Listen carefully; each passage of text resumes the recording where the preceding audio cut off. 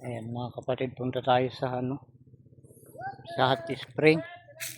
Yung sinasabi ko sa inyo kahapon na kapag may pagkakataon ako ay papasyal ako doon sa mismong hot spring para maipakita ko sa inyo kung ano yung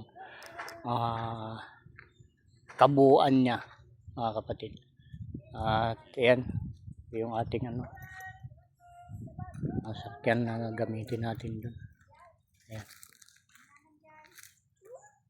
Ito yung daan punta ron mga kapatid. Ayan, punta doon. Galing kami dito. Doon yung bahay na doon sa Pagawiro. At yan mga kapatid, abangan nyo yung pagpunta namin doon. Inaantay lang kami